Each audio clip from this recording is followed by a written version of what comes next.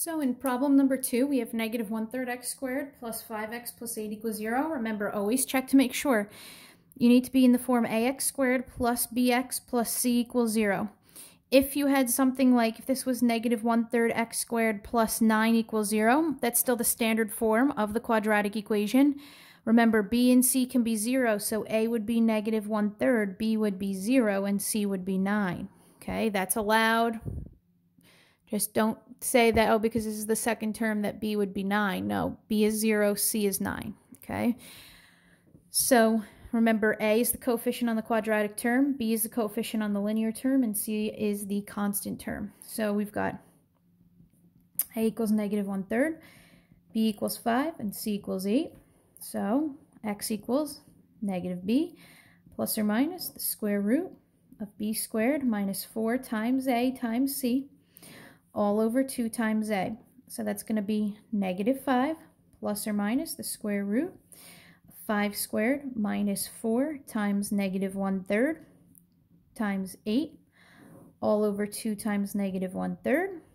And so this becomes negative 5 plus or minus the square root of, and now we want to keep this fractional. We don't want to end up rounding anything. So this is going to be 25 plus, and that's going to be 32 over 3 all over negative 2/3. So we're going to have to do this by hand. So we're going to have to continue, and now we have to do 25 over 1 plus 32 over 3 and combine those two fractions. So 25 over 1 would become 75 over 3 plus 32 over 3. And so we add 75 plus 32, and we get 107 over 3. So this would be negative 5. Whoops, sorry. That's Daisy the cat. And that would be 107. Oh, Daisy's going to be in this video. 107 over 3. And so we have negative 5 plus or minus the square root of 107 over 3 all over negative 2/3. Now, this is a complex fraction. If you don't want this to be happening, what you can actually do is, from the beginning, when you had negative 1/3 x squared plus 5x plus 8 equals 0. So what you're going to learn about throughout this year is how to take care of this. You shouldn't leave a fraction inside of a radical, but for right now, if you gave this as your answer, that would be okay.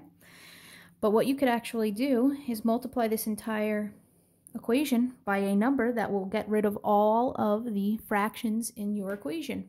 So if I multiply every single term by 3, I would have negative x squared plus 15x plus 24 equals 0.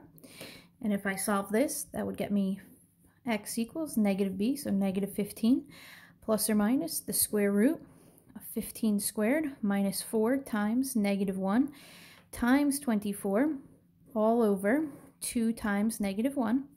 That would be negative 15 plus or minus the square root of 15 squared minus 4 times negative 1 times 24 equals 321 all over negative 2.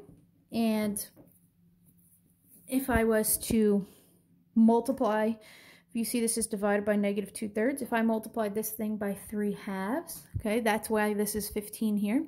And if I simplify this square root of 107 over 3, that's where I'm getting this square root of 321 over 2 from. Okay, so these two are actually equivalent values. It's just this is more simplified than this one.